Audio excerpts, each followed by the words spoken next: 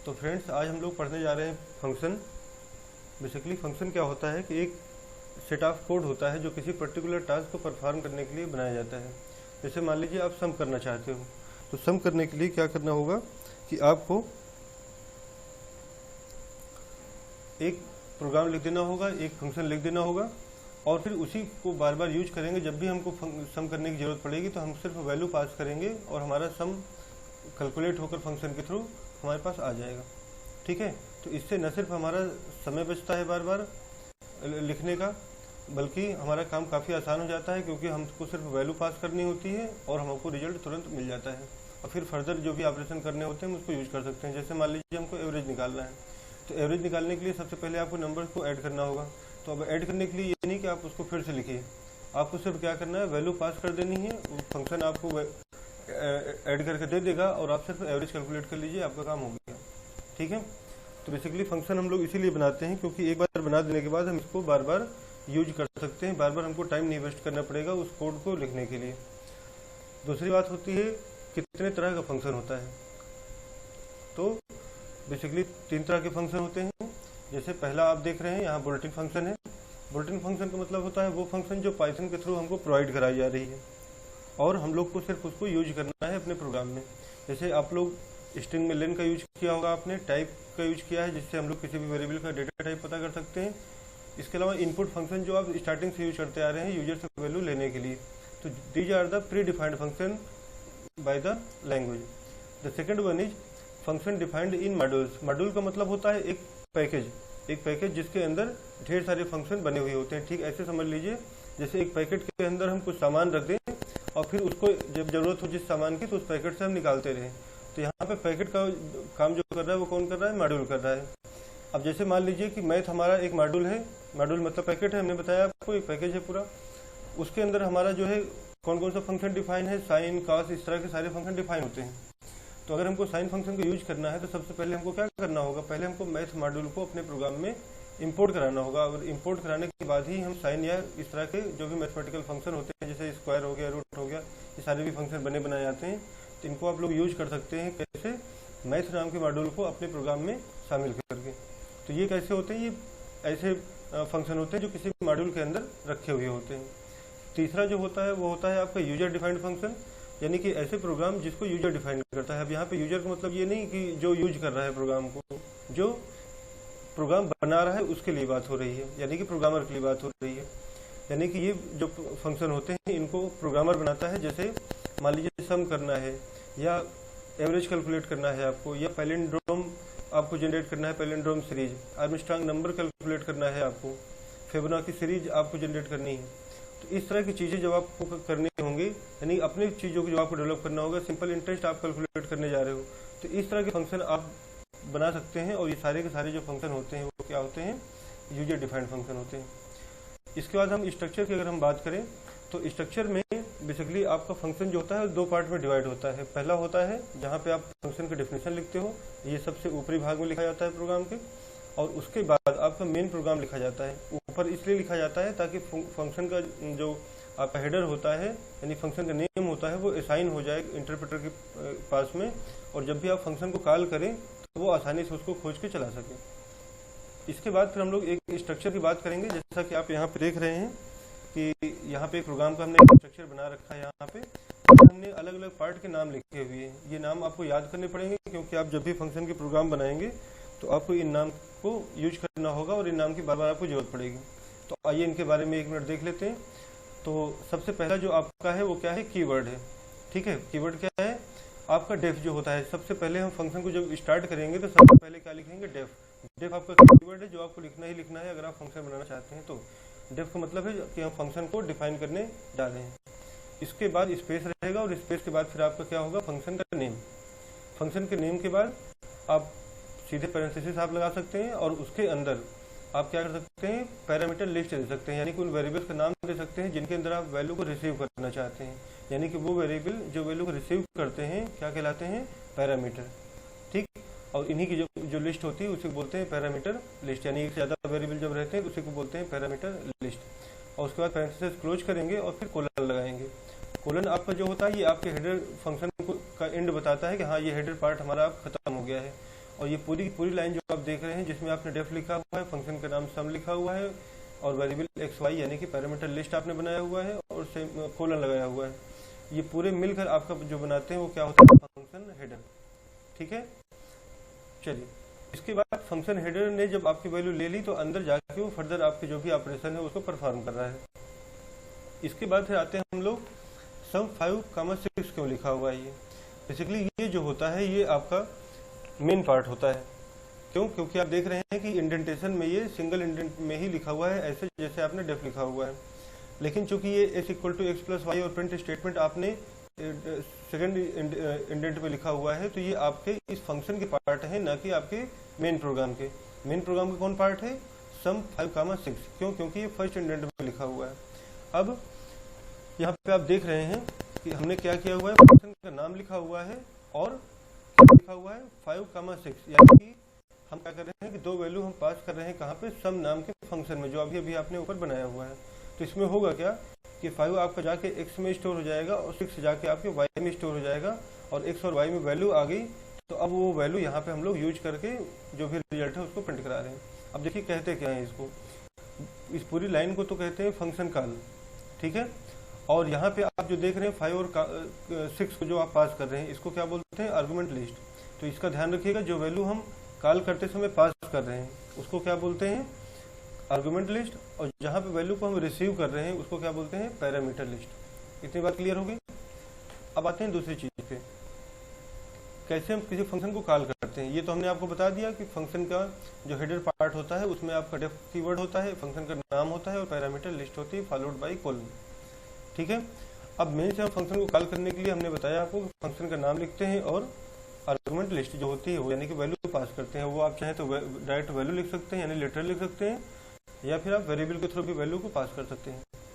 अब आइए देखते हैं कि कैसे फंक्शन एग्जीक्यूट करता है हमारा। इसको थोड़ा सा ध्यान से समझिएगा क्योंकि इंपॉर्टेंट पार्ट होता है आपका, जिसको हम बोल रहे हैं क्या, फ्लो ऑफ एग्जीक्यूशन। इसको ध्यान से देखिएगा। यहाँ पर आप देख रहे हैं कि हमने सबसे पहले कमेंट लिखा है। तो आपका प्रोग्राम जब भी स्टार्ट होता है तो सबसे पहले आपका कमेंट एग्जीक्यूट होता है, लेकिन चूंकि कमेंट नॉन एग्जीक्यूटेबल स्टेटमेंट होता है इसलिए इंटरप्रेटर इसको क्या कर देता है, इग्नोर कर देता है, just because of hash symbol. इसके बाद आप देख रहे हैं कि लिखा हुआ है डेफ एड x, y। ये स्टेटमेंट या आप कह लीजिए कि फंक्शन हेडर जो होता है ये एग्जीक्यूट तो होता है सबसे पहले, लेकिन किस लिए एग्जीक्यूट होता है, ताकि ये अपना इनरोलमेंट करा सके, अपना अलॉटमेंट करा सके कहाँ पर, इंटरप्रेटर के पास कि हाँ भैया इस प्रोग्राम में एड नाम का फंक्शन बना हुआ है। ठीक है, बाकी इसकी बॉडी जो होती है वो बिना कॉल किए एग्जीक्यूट नहीं होती है, यानी कि x = x + y और प्रिंट जो स्टेटमेंट है ये एग्जीक्यूट नहीं होने वाले अभी तब तक जब तक इनको कॉल नहीं किया जाएगा। तो यहाँ पे हमने क्या किया, एक फंक्शन की डेफिनेशन बना के उसको हमने रख दिया। अब इसके बाद उसी प्रोग्राम में हम क्या लिख रहे हैं, a = 5 और b = 6, यानी कि यहाँ पे हमने दो वेरिएबल में वैल्यू लिया और वैल्यू लेने के बाद हमने क्या किया, इनको ऐड नाम के फंक्शन के थ्रू हमने a और b को क्या किया, पास कर दिया। ठीक है, इतनी बात पास करने के बाद आप देखेंगे कि जैसे ही आप फंक्शन कॉल कर रहे हो, इसको बोलते हैं फंक्शन कॉल, ये जो आपका स्टेटमेंट है। तो जैसे ही आप ऐड के थ्रू कॉल कर रहे हैं ऐड फंक्शन को, वैसे ही आपका कंट्रोल पहुंच जाता है कहाँ पे, first line of the function, यानी कि फंक्शन हेडर पर। और उसके बाद फिर यहाँ पे जो वैल्यू आपने रिसीव की हुई है वो वैल्यू लेकर यहाँ पे आएगा जो भी ऑपरेशन है आपका, यानी s = जैसे x + y है इसको परफॉर्म किया, यानी कि x और y को उसने ऐड किया और डाल दिया इसके अंदर, और फिर प्रिंट स्टेटमेंट से इसको प्रिंट करा लिया। अब आप देख रहे हैं कि ये लास्ट लाइन है आपके फंक्शन की। तो जैसे ही लास्ट लाइन आपकी खत्म होती है किसी फंक्शन की, वैसे ही कंट्रोल कहाँ पे आ जाता है, next line of the function call. Function call मतलब ये लाइन। ठीक है, यहाँ पे आपने फंक्शन को कॉल किया तो इसके बाद की लाइन कौन सी हुई, ये हुई। तो आपका कंट्रोल जैसे ही फंक्शन खत्म होता है, यानी उसकी लास्ट लाइन जैसे ही एग्जीक्यूट होती है उसके तुरंत बाद जो है फंक्शन कॉल के ठीक बाद वाली लाइन पर आ जाती है। तो ये आपका फ्लो ऑफ एग्जीक्यूशन होता है, जिसको आप एरो के माध्यम से भी समझ सकते हैं। ठीक है, ये तो बेसिक चीजें हो गई फंक्शन के बारे में जो हमने आपको बताई। अब इसके बाद हम लोग देखते हैं कि कैसे हम लोग फंक्शन को बनाते हैं। तो फंक्शन को बनाने के पहले सबसे पहले हम लोग को ये देखना पड़ेगा कि फंक्शन कितनी तरह से बनाया जा सकता है। तो पहला जो तरीका है फंक्शन को बनाने का वो क्या है, पहला है a function with no argument and no return value. ठीक है, दूसरा है, इसको आप लोग कॉपी में चाहे तो नोट कर सकते हैं, a function with no argument but have return value. तीसरा आपका क्या हो गया, a function with argument but no return value. और फोर्थ आपका क्या हो गया, a function with argument and with return value. ठीक है, तो ये 4 तरह के फंक्शन होते हैं जिनको हम लोग अपने प्रोग्राम में यूज करते हैं। तो आइए देखते हैं एग्जाम्पल के थ्रू कि कैसे हम लोग फंक्शन को क्रिएट करते हैं। पहले एग्जाम्पल से लेते हैं हम लोग पहले। ठीक है, इसको आप लोगों ने नोट कर लिया होगा। आइए देखते हैं। जैसे मान लीजिए अगर आप पहले प्रोग्राम बनाते थे, एकदम सिंपल प्रोग्राम हम लोग देखते हैं, जैसे हम लोग क्लास 11th में बनाया करते थे। कैसे बनाते थे, हम कहते थे प्रिंट हेलो। एक सिंपल सा प्रोग्राम है और इसको हम जाके क्या कर देते हैं, सेव कर देते हैं। जैसे हमने इसको नाम दे दिया P1। P1 के नाम से हमने ये सेव कर दिया। अब इसके बाद आप जाते हैं और क्या करते हैं, इसको एग्जीक्यूट करा देते हैं। एग्जीक्यूट कराने के बाद आप देखते हैं कि आपका जो रिजल्ट आ गया, आप देखिए यहाँ पर जो आउटपुट आपका आ गया, क्या आ गया, हेलो। यानी कि आपने वहाँ पे प्रिंट में हेलो लिखा और आपका यहाँ पे हेलो प्रिंट हो गया। अब इसी प्रोग्राम को, बिल्कुल सिंपल सा प्रोग्राम है, अगर हमको फंक्शन के थ्रू कराना होगा तो हम कैसे कराएंगे, देखिएगा। हम एक नई फाइल ले लेते हैं ताकि हम पुरानी फाइल से कंपेयर कर सकें आसानी से। देखिए, अगर हमको इसी को प्रिंट कराना है फंक्शन के थ्रू, ठीक है, तो हम सबसे पहले कमेंट में लिख देंगे प्रोग्राम फॉर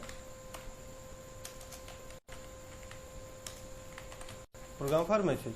ठीक है, और हमको सबसे पहले क्या लिखना पड़ेगा, ये कमेंट लिखना जरूरी नहीं है, लेकिन हमने लिख दिया ताकि हम आइडेंटिफाई कर पाएँ कि हमने प्रोग्राम किस लिए बनाया हुआ। इसके बाद हम फंक्शन बनाते हैं कहाँ से, डेफ कीवर्ड से। डेफ में हमने कहा MSG यानी कि मैसेज के नाम से हम एक बना रहे हैं फंक्शन। और यहाँ पे चूंकि हमारा पहला जो फंक्शन था वो फंक्शन विथ नो आर्गुमेंट और नो रिटर्न वैल्यू था, इसलिए हम इसमें कोई भी पैरामीटर लिस्ट नहीं बना रहे हैं। लेकिन यहाँ पर कोलन तो रहेगा ही, क्योंकि इसकी बॉडी डिनोट करेगा ये। और यहाँ पे हम जा रहे हैं और क्या कह रहे हैं, प्रिंट हेलो। सिंपल सा बिल्कुल, ये आप देखिए फंक्शन हो गया आपका। और अब देखिए यहाँ पे क्या करेंगे, हम फर्स्ट स्टैंडर्ड में आ जा रहे हैं और यहाँ पे हम क्या कर रहे हैं, मेन पार्ट लिख रहे हैं। मेन पार्ट मतलब जो फंक्शन को कॉल करेगा, जो सबसे पहले एग्जीक्यूट होगा। तो अब देखिए यहाँ पे क्या होगा, हमने कहा MSG क्योंकि हमारे फंक्शन का नाम था, क्योंकि कोई आर्गुमेंट पैरामीटर लिस्ट नहीं, इसलिए कोई भी आर्गुमेंट हम यहाँ पर पास नहीं करेंगे। अब देखिए इनका फ्लो ऑफ एग्जीक्यूशन जो होगा वो कैसे होगा। देखिए जब भी आप प्रोग्राम स्टार्ट करते हैं तो सबसे पहले आपका क्या चलेगा, यहाँ पर ये मेन की लाइन चलेगी। फिर सेकंड पे आपका क्या चलेगा, ये आपका चलेगा। फिर थर्ड पे आपका क्या चलेगा, ये चलेगा। और थर्ड के बाद फिर आपका प्रोग्राम क्या हो जाएगा, खत्म हो जाएगा, क्योंकि इस मैसेज के बाद में आपने कुछ लिखा नहीं है। इतनी बात क्लियर होगी। अब हम लोग इसको इरेज करते हैं और देखते हैं कि प्रोग्राम को कैसे हम लोग चलाते हैं। देखिए अब इसको हमने सेव कर लिया, मान लीजिए इसको हमने P2 के नाम से सेव कर लिया। चलिए अब इसको हम F5 की हेल्प से ये रन करा रहे हैं। ये देखिए हमने F5 किया और देखिए जो रिजल्ट हमको पहले प्रोग्राम में मिला था वही सेम रिजल्ट हमको फंक्शन के थ्रू भी मिल रहा है। तो आप पूछेंगे कि भाई हम फिर फंक्शन क्यों यूज कर रहे हैं, जब हमारा वो काम सिंपल तरीके से हो जा रहा है, तो हम इतनी लाइनें क्यों बढ़ा रहे हैं फिर, है कि नहीं।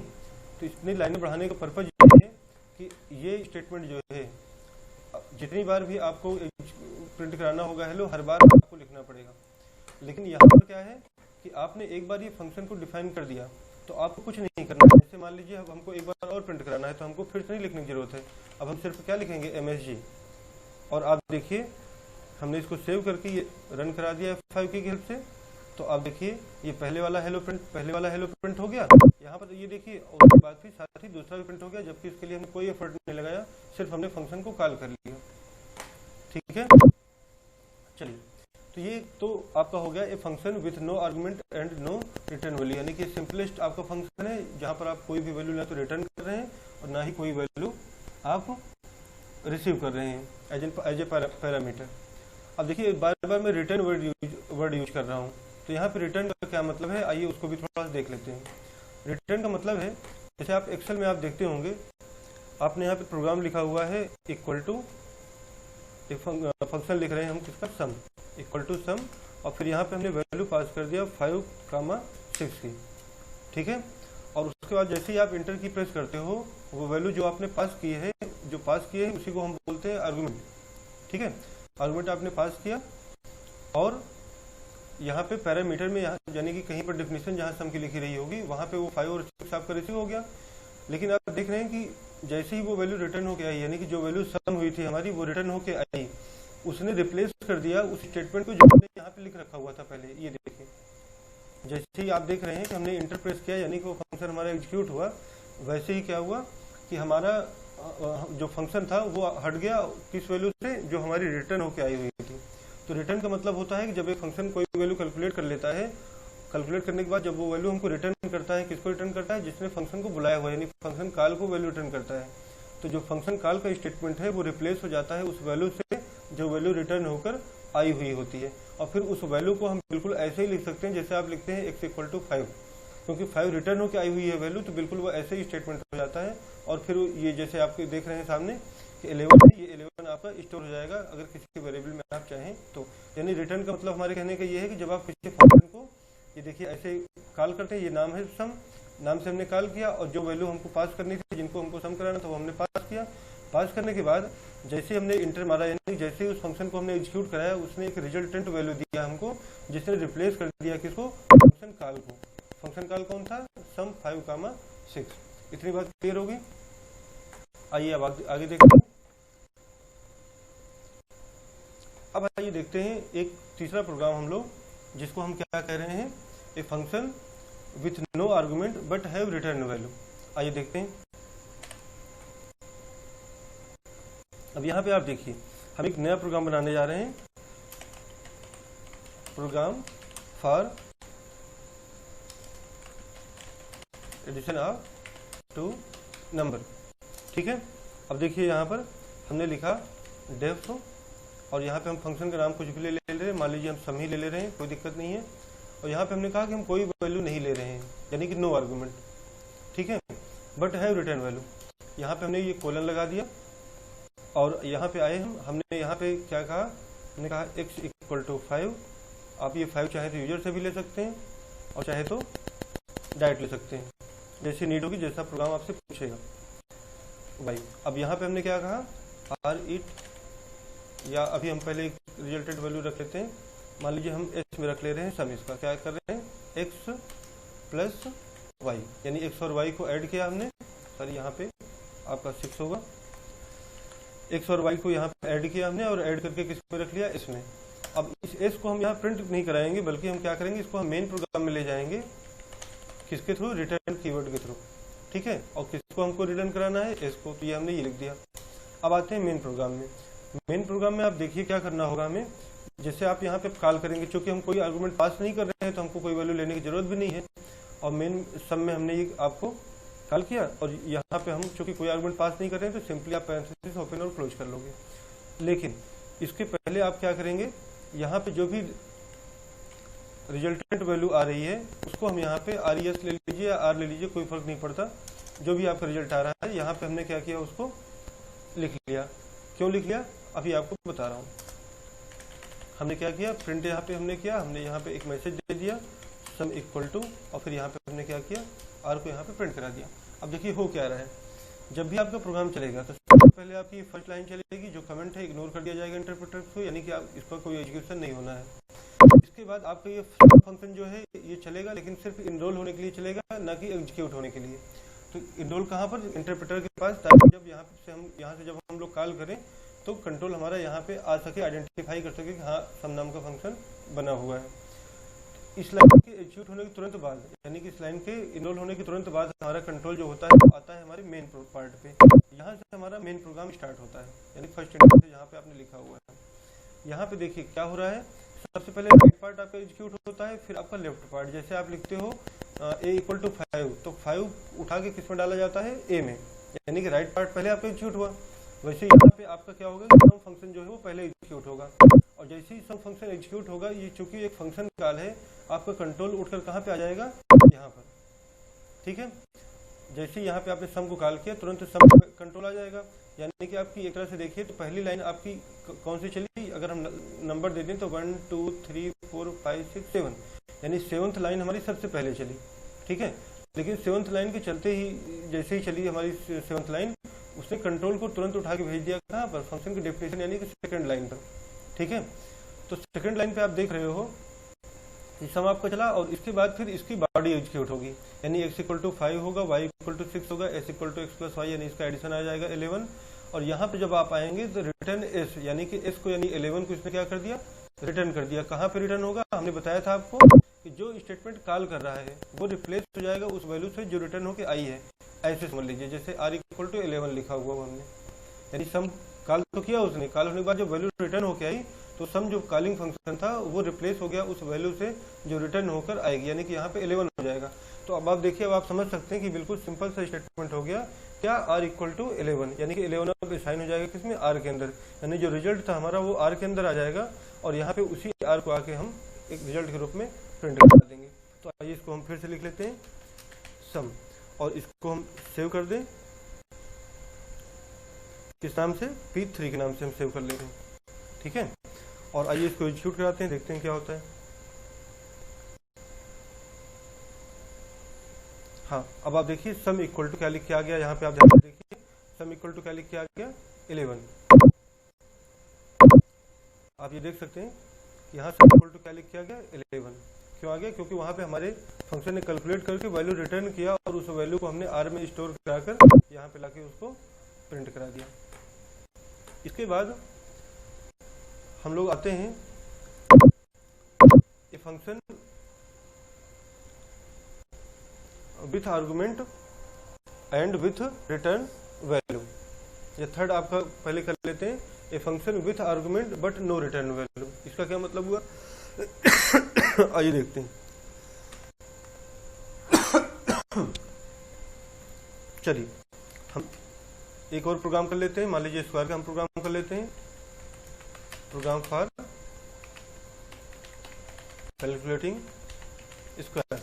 आइए डेफ, हमने क्या कहा यहाँ पे, SQR नाम का हमने फंक्शन बनाया, और यहाँ पे हमने क्या किया, SQR के अंदर हमने एक वेरिएबल ले लिया x के नाम के, क्योंकि हमने कहा कि आर्गुमेंट पास करना है, तो आर्गुमेंट अगर आप पास कर रहे हो तो आपको पैरामीटर लिस्ट बनानी पड़ेगी जिसमें आप वैल्यू को रिसीव करोगे।